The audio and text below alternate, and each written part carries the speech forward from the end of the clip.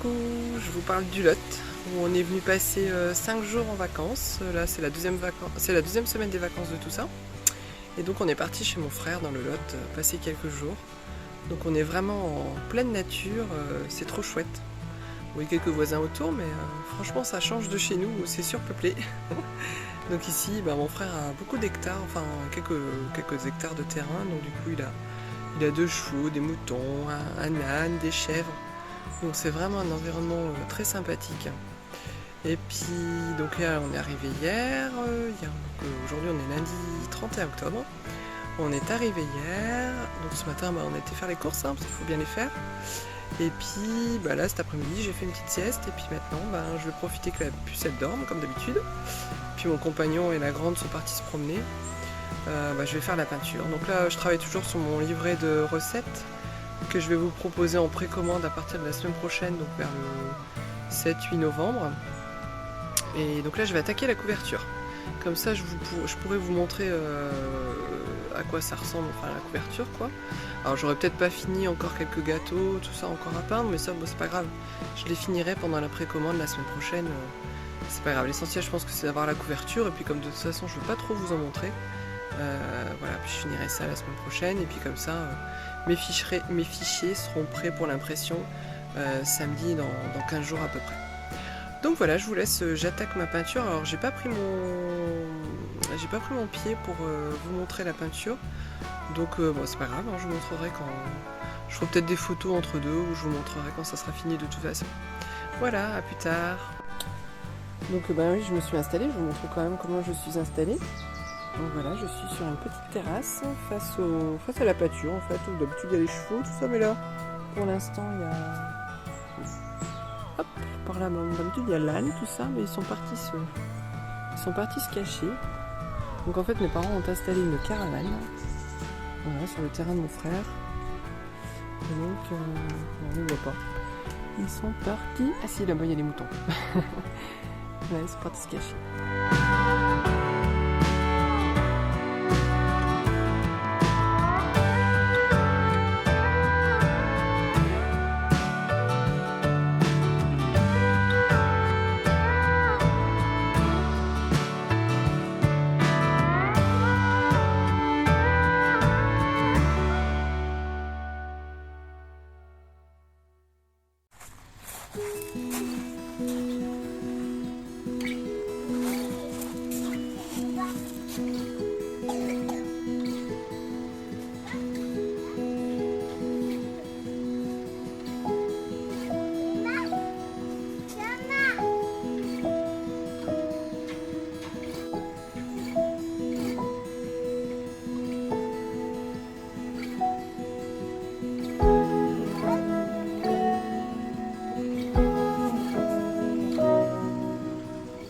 Durant cette semaine dans le Lot, nous avons fait une seule sortie touristique parce que on était venu voir mon frère essentiellement. Donc chez lui il faisait super beau, et puis après quand nous sommes descendus dans la vallée de la Dordogne, là il y avait une grosse nappe de brouillard. Donc on est allé aux grottes de la Cave, et donc en fait pour accéder aux grottes il faut prendre un petit train, donc c'était sympathique pendant 5 minutes. Voilà, donc on est arrivé dans les grottes, or que dire, c'est toujours très majestueux. Il y avait des lacs intérieurs, il y avait bien sûr des stalactites, des stalagmites, enfin tout ce qui fait que cet environnement est un peu magique, quoi, on va dire.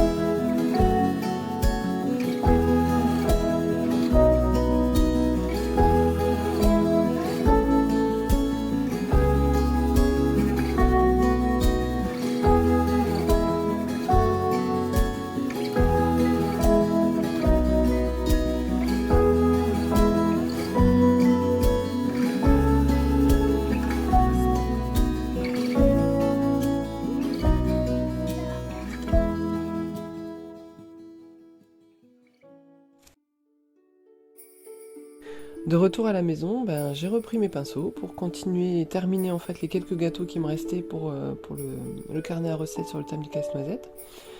Donc là en fait j'ai décidé de vous montrer un peu comment je faisais mes feuilles de houx. Donc en fait avec les différentes couches, les mélanges de couleurs, le travail de mouillé sur mouillé. Donc je mélange les couleurs, je tamponne beaucoup entre deux en fait pour faire les effets. Voilà, avec plus ou moins de pression. Après, quand je remets une couleur, je laisse des zones.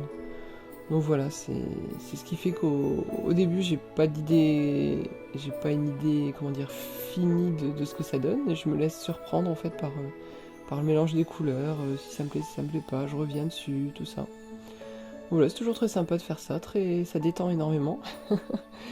Et le résultat est toujours sympa.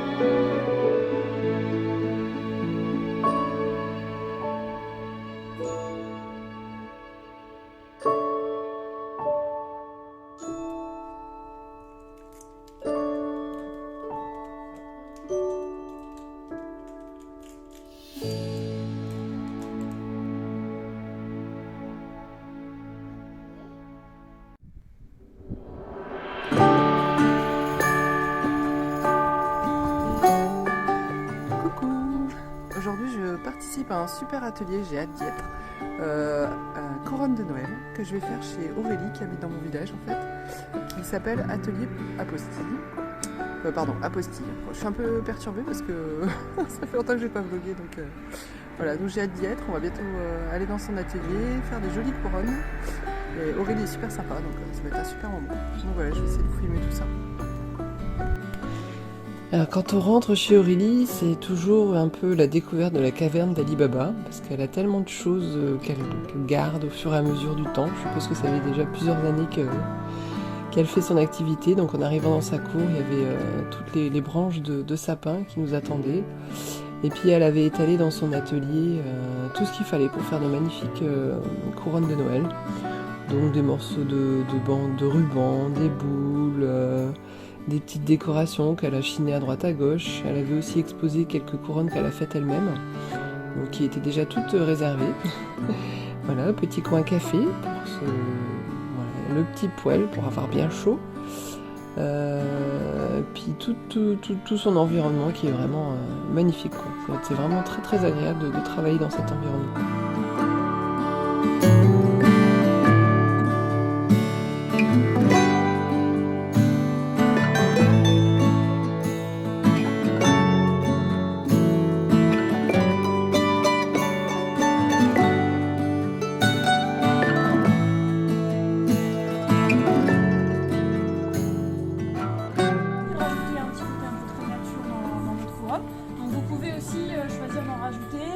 Encercler aussi, encercler votre couronne avec parce qu'on a des assez longs morceaux de bois. Donc il y a des filles qui ont fait des couronnes très grandes, où en fait on avait les végétaux qui partaient de manière très naturelle, d'autres qui ont fait des choses beaucoup plus compactes en fait. Donc après c'est à vous de voir en fonction des petits fagots que vous allez créer, ça me perturbe. Non, t'inquiète. Je ne filme qu'Aurélie, hein. Ne vous inquiétez pas, je ne vais pas vous filmer. Hein. J'ai pas l'habitude de... Voilà, donc là, dans l'idée, ce que j'ai fait, je sais pas si tout le monde voit, j'ai travaillé une succession de 3 végétaux différents. Ce sapin-là, un petit fagot, et après je suis revenue sur le sapin, le deuxième sapin, et j'allais continuer après avec le petit bois. Donc après, libre à vous de choisir de faire des mélanges ou pas, de garder le même type de végétal, en sachant que ce qui est bien quand même, c'est d'avoir une couronne assez dense, parce que si on avait tout...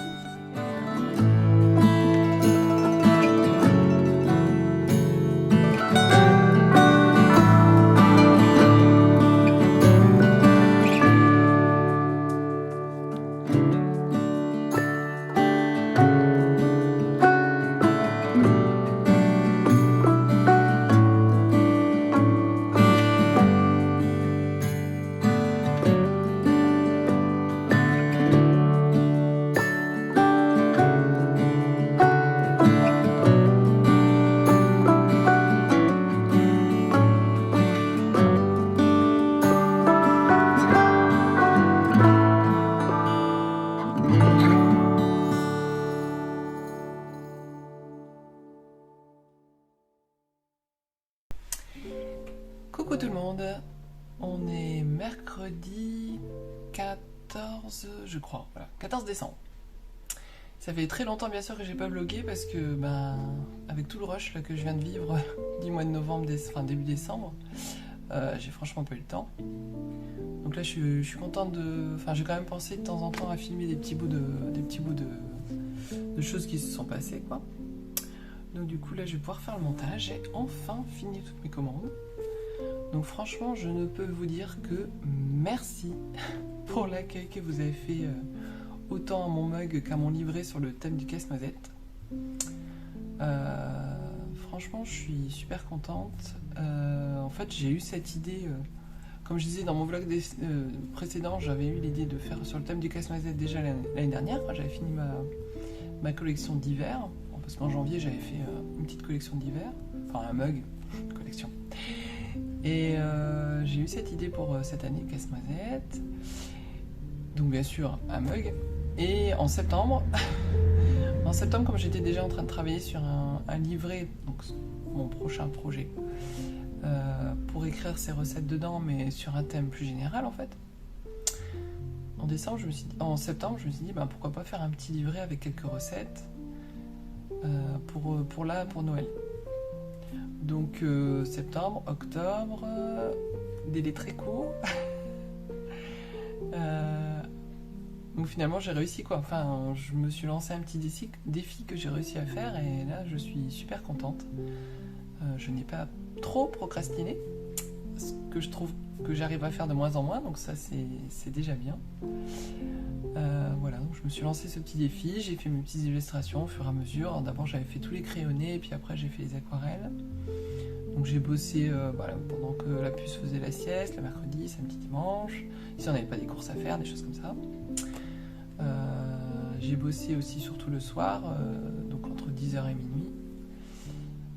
Voilà, et puis j'ai réussi quoi. Et aujourd'hui, alors je suis partie de ça. Voilà. Une liste, des gribouillis. Voilà, je suis partie de ça. Donc, c'est vraiment les premières idées. Et je suis arrivée à ça. Et je suis fière de moi. J'ai le droit de le dire, je pense. Donc voilà. Donc, pour celles qui l'ont pas encore vu sur Insta ou autre, donc c'est un petit livret A5. Dedans, il y a 7 recettes illustrées. Donc, par exemple, je ne vais pas tout vous montrer. Par exemple, toujours la même. Voilà. Celle-ci, c'est des macarons à la noix de coco que fait ma maman tous les ans. À chaque fois, d'ailleurs, j'ai hâte d'avoir la fournée de cette année, parce qu'ils sont vraiment délicieux. Puis à côté, bien sûr, j'ai mis des petites ballerines.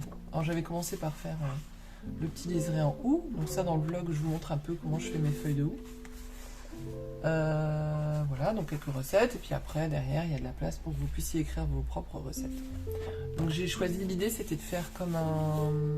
En fait, j'ai mis un pelliculage tout chez Soft Touch, donc ça fait peau de pêche en fait, parce que je voulais avoir le rendu un peu d'un livret en cuivre, un carnet en cuir, pardon, pas en cuivre, un carnet en cuir, donc c'était l'idée. Donc je trouve que voilà, c'est ce que je voulais, parfait. Après, en première page, je vous ai mis un petit texte sur le Noël de mon enfance. Donc, comme ma maman est originaire d'Allemagne, donc du coup, tous les ans, on allait chez ma grand-mère, parce que mon grand-père est décédé quand j'étais très petite. On allait tous les ans chez ma grand-mère, et donc là, je vous raconte un peu ce qui m'a marqué le plus pour Noël, quoi. Donc, voilà, c'était pour vous donner un petit peu de moi dans ce carnet. Et je vous ai mis une petite photo du salon de ma grand-mère avec le sapin. Alors tous les ans, ma grand-mère, donc c'était vraiment 2-3 jours avant Noël, elle se faisait livrer un vrai sapin que je crois même qu'un cousin de ma maman allait chercher dans la forêt, ou en tout cas directement chez le revendeur, quoi, pas loin dans son village. Et il lui a installé le sapin, et puis nous, la veille de Noël en fait, la veille du réveillon, avec ma grande sœur, on décorait le sapin. Donc voilà, donc c'est beaucoup de jolis souvenirs, quoi. Malheureusement, c'est une période révolue. On essaye maintenant de faire revivre ça à mes propres filles. Donc voilà. Et puis, pour la première illustration, bien sûr, ça c'est une illustration typique de Casse-Noisette. Alors c'est vrai que, voici, il y a le petit soldat, là, habillé il y a le roi des souris. Il y a le petit soldat qui est... je ne trouve plus. Qui est habillé... hop, ça c'est le sapin, voilà. Qui est habillé comme un petit soldat de Casse-Noisette. Mais bon, c'est vrai que le Casse-Noisette en lui-même, en fait, à part là, je ne l'ai pas refait. Bon, c'était une volonté de ma part, parce que je voulais faire des souris, des petites souris, quoi. Mais bon, je l'ai quand même mis là. Voilà. De toute façon, je pense que toutes les autres illustrations font bien penser à ce thème-là. Donc voilà. Et après, j'ai repris 3 de mes petites illustrations pour faire le mug. Alors, pour une fois, j'ai pas fait une seule illustration qui fait tout le tour. En fait, j'ai fait un peu comme mon mug de printemps. J'ai pris différentes illustrations que j'ai réparties sur la surface. Bon, voilà, j'avais envie de faire un peu autre chose. Et puis voilà, quoi. Ça c'est fait. Les colis sont faits, les colis sont partis. On peut maintenant passer à autre chose. Non, vous avez été tellement nombreux et nombreuses à demander après le mug, donc rendez-vous au janvier pour une nouvelle précommande. Hein. Je suis désolée, mais je fonctionne toujours en précommande parce que ça fait quand même prévu maintenant un peu les volumes. Ça fait un sacré investissement, donc bon voilà, de toute façon ça change pas grand chose vu que la précommande est couverte une semaine. Puis mon imprimeur est assez rapide, il va mettre une semaine pour les imprimer, et puis après voilà, donc ça change pas, c'est pas des délais phénoménaux auxquels vous n'allez pas devoir attendre des semaines et des semaines pour recevoir votre mug, quoi. Donc voilà, vous pourrez commander le mug. Alors celui-là, d'ailleurs faut que je regarde sur internet où est-ce qu'il est. J'ai fait imprimer un nouveau, en fait le mug pain d'épices, avec l'illustration du pain d'épices, j'ai là-haut mais bon, je ne veux pas la décrocher. Avec l'illustration du pain d'épices, j'ai fait faire la même version avec l'intérieur rouge. Donc là, je pense même ça tombe, il m'attend au mondial relais, mais j'ai pas reçu de mail, enfin bref. Mais dès que je l'ai, je vous mets une petite photo sur Instagram. Donc je pense que je vais faire réimprimer ces deux, je vais mettre en précommande ces deux-là. Ça serait déjà pas mal. Après, s'il y en a qui veulent encore celui de l'hiver, on verra. Enfin, celui avec les oiseaux là dans la forêt, l'oiseau et puis la petite biche, le cerf et le faon dans la forêt. Bon, je verrai bien si j'en fais imprimer, si j'en profite pour en imprimer une dizaine ou une quinzaine de celui-là aussi. Puis le mettre à la vente aussi, quoi. Donc voilà. Mais maintenant, on va passer à autre chose. Donc là, on est le 14, vendredi on sera le 16, j'ai un petit marché de Noël encore. Dans un village, j'avais déjà été l'année dernière dans un petit village. Alors l'année dernière, ça a duré 3-4 heures à tout casser. Et j'avais déjà bien vendu. Donc on était 5 exposants. Là, cette semaine, on va être une bonne dizaine, entre 10 et 15 exposants. Et ce qui est chouette, c'est que y a une personne qui raconte des histoires, il y a un conteur, il y a un cracheur de feu, parce qu'en fait, c'est une équipe qui se connaît et ils font beaucoup de manifestations médiévales. donc un cracheur de feu, et il y aura de la musique aussi. Donc ça va, franchement, je pense que ça va être super. Et ce coup-ci, je serai à l'intérieur, parce que l'année dernière, j'étais à l'extérieur et j'avais un peu froid. Donc ça, c'est vendredi soir. Et après, je vais pouvoir attaquer, voir pour faire un peu de stock pour Atrébatia, le gros festival, en février, qui aura enfin lieu. Je croise les doigts, parce que l'année dernière, en fait, à la date où il a dû avoir lieu, il y a une tempête. En fait, c'était très bien qu'il n'ait pas eu lieu l'année dernière, ce festival, parce que ce week-end-là, on a eu une énorme tempête sur le Pas-de-Calais. Ce qui fait qu'il y a même des tuiles qui sont tombées du beffroi, lorsque ça devait avoir lieu et tout. Enfin, finalement, c'était pas plus mal que ça n'ait pas lieu. Mais donc là, cette année, je croise les doigts pour que pas de Covid, pas de tempête, pas que je sois malade, pour que ça ait bien lieu. Et donc là, j'ai 2-3 idées. Par exemple, j'avais fait un mug sur la ville d'Arras. Donc ça, je vais revoir un peu la chromie parce qu'il est un peu trop jaune. Mais vu que ça se passe à Arras, je vais en faire imprimer, je pense, quelques-uns, une dizaine, une quinzaine. Et puis après, j'avais pour idée pour les enfants, faire quelque chose un peu pour les enfants, une planche, une poupée à habiller, quelque chose. En fait, sur Instagram, j'ai vu une illustratrice qui avait fait ça et c'est sympa comme idée. C'est classique, hein, c'est des poupées à habiller en papier là. Donc je vais peut-être faire ça. Est-ce que dans mon style, ou peut-être partir un peu sur comme c'est une manifestation plus un peu médiévale, c'est l'idée, donc peut-être faire une sorcière, un truc sympa, je veux voir mon inspiration.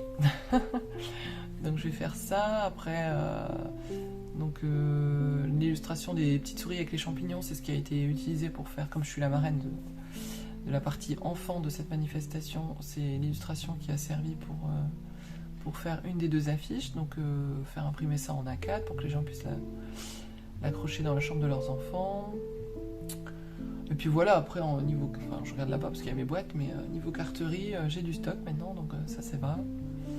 Voilà, je pense que pour 2 jours de manifestation, de gros festival, j'ai déjà fait un gros festival en mois de septembre ailleurs à Morbec. Bon, c'est bien, mais bon, c'est pas non plus, on vend pas non plus des milliers des cents, hein, donc voilà. Donc je pense que j'aurai assez de stock avec tout ça. Voilà, donc ça c'est au mois de février.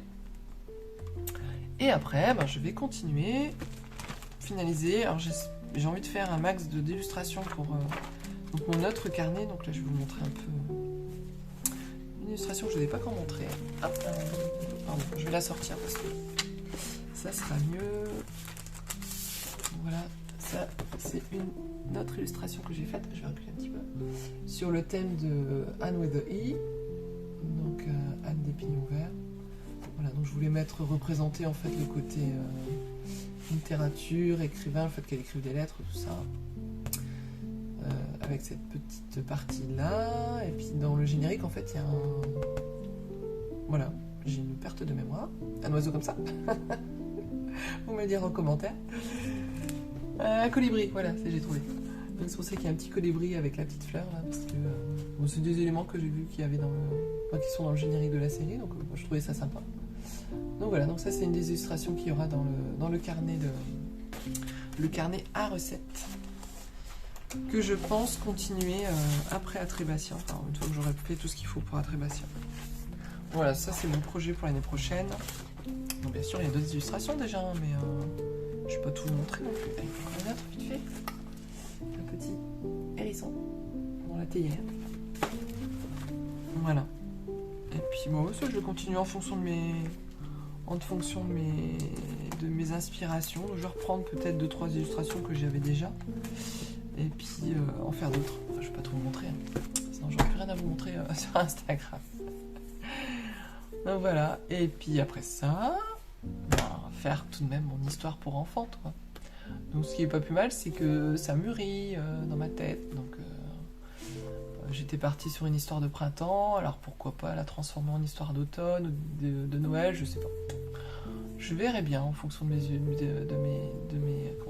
inspirations. Voilà, après là pour l'instant au niveau de mon salariat, je suis à 80%. Donc là, je pense demander, j'ai demandé à mon chef si je pouvais passer à un 3/4 temps, en fait, 75% de mon temps, comme ça, j'aurai mon mercredi et en réaménageant un peu mes horaires, j'aurai aussi mon vendredi après-midi. Comme ça, j'aurai encore un peu plus de temps pour Natillustre, ce qui sera sympa, quoi. Alors mon objectif, c'est, je pense pas de vivre que de ça à 100% un jour, parce que je pense que j'ai besoin du côté social, mes collègues, tout ça. Après, on s'entend bien, donc voilà, quoi.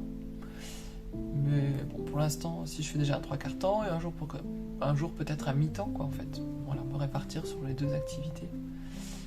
Voilà, on va déjà partir sur un 3/4 temps, puis on verra bien. Et de ce fait-là, comme j'aurai un peu plus de temps, j'aurai le vendredi après-midi. Je pense que maintenant, il faut que je regarde en local pour faire de la revente de mes produits chez certains commerçants à Arras. Après, faire peut-être des ateliers, des initiations à la peinture. Alors, j'avais bien aimé l'idée de Miss Fauvine. Elle avait fait un café aquarelle. Ça, je trouve ça une idée super sympa. Donc, je vais réfléchir à ça et peut-être voir avec... dans le village, vous avez vu dans le vlog, je me suis fait une copine, Aurélie. Et elle a un super atelier, donc pourquoi pas peut-être organiser quelque chose chez elle. Ou après, on a un petit café dans le village, pourquoi pas, dans le petit café du village. La dame est devenue une cliente assidue des choses que je fais, elle m'a acheté plusieurs choses, donc ça peut être sympa aussi de le faire chez elle, quoi. Bon, voilà, il y a tellement de choses à faire que des idées, je pense que ça manque pas. Et puis après, ah oui, alors, chose très importante, c'est que là dans les commandes, j'en ai pas là sous les mains, mais dans les commandes, je vous ai mis un petit sachet de thé, les potions de Merlin. Donc la magie de Noël. Et donc là, pour les nouvelles précommandes au mois de janvier, rebelote, je vous remettrai un petit sachet de thé des potions de Merlin et un autre thé, quoi. Donc là, j'ai papoté un peu avec Christian, qui est donc comment dire, qui est les potions de Merlin, en fait, qui est Merlin même. Il s'appelle lui-même Merlin. Et Sandrine, bien sûr, parce qu'il travaille avec Sandrine. Coucou tous les deux, si vous me regardez, je suppose que oui. Donc j'ai discuté déjà un petit peu avec Christian, et puis là il va sortir des nouveautés en début d'année. Et puis de toute façon, ils ont déjà, en quelques mois, ils ont eu déjà une gamme déjà bien étoffée. Je trouve ça bravo, quoi. Donc il y a vraiment de quoi faire pour vous mettre des petits échantillons dans les commandes, pour que vous puissiez goûter en direct, tout ça. Enfin voilà. Tant qu'à faire, autant plutôt que d'acheter un thé dans le commerce, voilà, un thé lambda dans le commerce, autant en faire profiter à quelqu'un, quoi. Donc voilà. Sur ce, je vous laisse. Il est 3h. Je vais commencer à monter ce vlog. J'espère pouvoir le sortir pour dimanche. Et puis voilà. Je vous fais plein de gros bisous. À bientôt. Au revoir.